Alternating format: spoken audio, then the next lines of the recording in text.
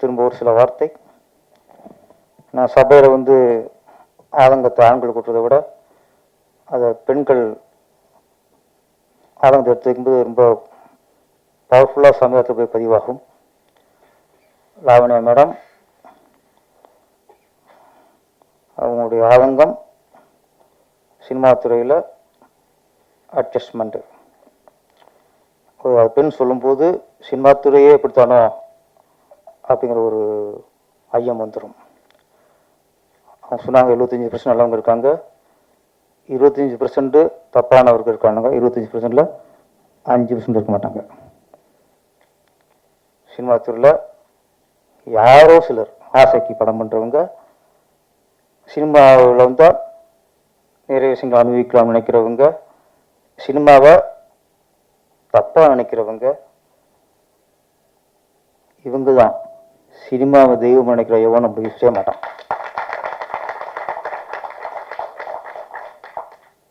Cinema தொழிலை லட்சியமாக ஏற்றுட்டு வந்து சினிமா தான் உயிர்னு பண்ணுறவன் இந்த வேலையை பண்ண மாட்டான். இங்கே நிறைய பேர் சினிமாவை நடிக்கணும் வர்றவங்க எங்கேயோ தவறான இடத்துக்கு போய் தப்பான ஆளை பார்க்கும்போது இந்த மாதிரி நடக்குது. அதை ஒரு பெண் சொல்லும்போது ஒட்டுமொத்த சினிமாவை இப்படித்தானோ அப்படின்னு ஒரு எண்ணம் மக்களுக்கு வந்துடக்கூடாது. எத்தனையோ நடிகைகள் இங்கே எல்லாரும் சகோதர பார்க்குறாங்க. ஒரு தந்தை மகளை தாங்குற மாதிரி எத்தனை இயக்குநர்கள் வந்து நடிகரை தாங்கிட்டு இருக்காங்க.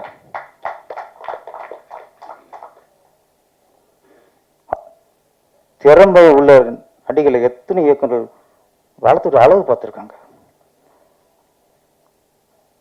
அதுக்காக இங்கே நான் ஒட்டுமொத்தமாக அப்படின்னு சொல்ல சில இருக்கு. அவன் சினிமாக்கான இல்லை. முதல்ல சினிமா தொழிலை பயன்படுத்தி ஒருத்தன் பண்ணான்னா அவன் சினிமாக்கு சொல்ல நான் வைக்கப்படுறேங்க. முதல்ல இன்னொன்று, நடிக்க வர பெண்கள் இப்போ வந்து பெண்கள் வந்து ரொம்ப அவங்க படிப்பறிவு வந்துருச்சு, கல்வி அறிவு வந்துருச்சு, அதோட தைரியம் அதிகம் வந்துருச்சு. இன்னைக்கெல்லாம் எல்லாத்தையும் எதிர்கொள்கிற பக்குவம் பெண்களுக்கு வந்துருச்சு. அந்த காலம்பரம் இல்லை. இன்னைக்கு ஒரு பெண்ணு சம்மதிக்காம ஒரு ஆண் ஒரு பெண்ணை தொற்ற முடியாது. இன்னைக்கு தொலைச்சிருவா. இன்னைக்கு எவ்வளோ மீடியாக்கள் அவ்வளோ சீக்கிரம் பண்ணிக்க முடியாது. ஆனால் அவங்க சொன்னதில் ஒன்றே ஒன்று, நடிக்க வர பெண்கள் உங்களுக்கு விழிப்புணர்வு வேணும். லாவண்யா மேடம் பேசுனதில் நான் வரவேற்கிறேன். இங்கே எங்கேயோ போய் அந்த அவுட்லேயே இருப்பாங்க சிலர்லாம். இங்கே சரியான உங்களுக்கு சரியான வழிகாட்டி பாருங்க. இங்கே தவறான வழிகாட்டிக்கு பார்த்தீங்கன்னா தப்பான வழித்தையும் காட்டும், எங்கேயும் விநாசம் ஆயிடுவோம். சரியான வழிகாட்டி அதை பார்த்து தேர்ந்தெடுங்க.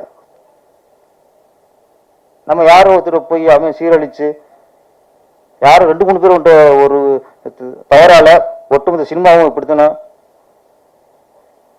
மக்கள் நினைக்க வந்தது. இன்னைக்கு இந்த லாவண்யா மேடம் பேசுறாங்கன்னா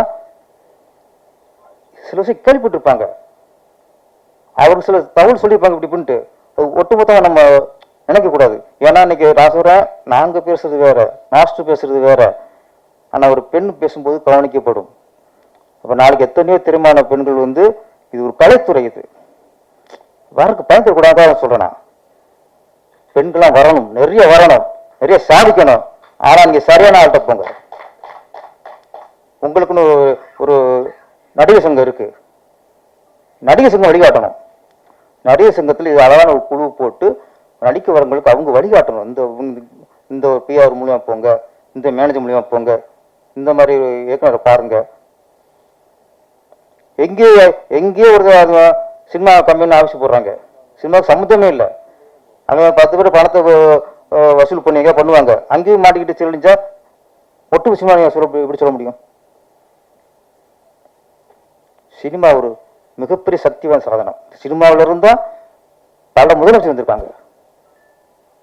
கலைஞர் சினிமாக்காரர், எம்ஜிஆர் சினிமாக்காரர், ஜெயலலிதா சினிமாக்காரர். இங்கிருந்து அத்தனை ஒரு ஆளுமையா வந்திருக்கு. அப்படிப்பட்ட சினிமா எங்கே சில ஒரு ஒரு என்ன எப்படி வாங்க சொல்றதில்ல, அது ஒரு சாபக்கேடு. சிலதெல்லாம் லாவணி மண்டலம் பேசுகிறோம் எல்லாம் அவங்க நிறைய பேசினாங்க. உண்மையிலேயே அவங்க பேச்சு பக்குவம் இருந்துச்சு. சொன்ன மாதிரி அந்த ஒரு பக்குவங்கிறத விட ரொம்ப ஒரு ஆள் மனது பேசுறாங்க. ஆள் மனது அவங்க பேசுன மேடை பேச்சு இல்லை, அது அக்கறை பேசுறாங்க. நம்ம சில ஆள் சொல்லும்போது நம்ம நான் சொல்லாம இருந்தோம்னா அது உண்மையா போயிடும். அவங்க பேசுறதெல்லாம் நான் கேட்டுட்டு நான் அமைதியாக போயிருந்தேன்னா இப்படித்தான் போல இருக்கு, கேட்டு பேரை சும்மா இருந்தாரு, பேசி கேட்டுட்டு மா சும்மா இருந்தாரு, சுய சும்மா இருந்தாருன்னா அப்புறம் சினிமா அற்புதமான தொழில், சினிமா ஆரோக்கியமான தொழில், சினிமா சக்தி வாய்ந்த தொழில். சினிமாவில் பல நல்ல விஷயங்கள், நல்ல கருத்துகள், பாசம், அன்பு, காதல், பக்தி எல்லாத்தையும் மக்கள் கொண்டு சேர்த்த தொழில் சினிமா தொழில். சில குறைகள் இருக்கும், சேலையிலோட கரை இருக்கு, அது கரைங்கிறது அது அழகா பார்க்கணும். சிலதை இது கரை இருக்கு, சேர கூடாது. எல்லாருமே பயிரும் சொல்ல மாதிரி தான் நிலவில் கலந்துக்கு சொன்னார்ல, நிலவு ஒரு சின்ன சேடை இருக்கும். அக்கா நிலம் வந்து இருட்டும் இல்லை, அதுல சில புள்ளிகள் இருக்கும்.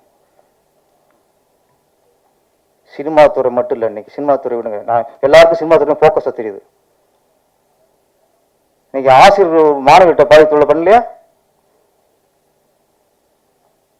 பல்கலைக்கழகத்துல ஒரு மாணவி ஒருத்தன் கற்பழிக்கலையா? காதல் பேர்ல காதலியை நான் பிரின்சிபல் சேர்ந்து ஒரு கும்பல் கற்பழிக்கலையா?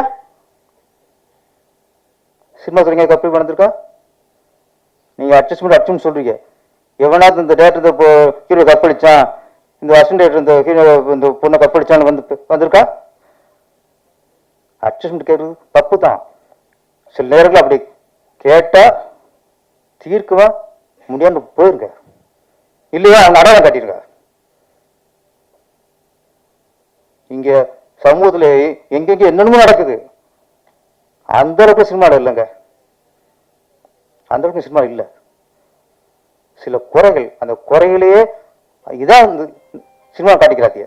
சினிமா அற்புதமான தொழில், நல்லவங்க திறமையானவங்க வாங்க, தப்பான இடத்துக்கு போயிடாதீங்க, தப்பா மாட்டி நீங்க சீலிச்சிட. அவ்வளவுதான். நன்றி, வணக்கம்.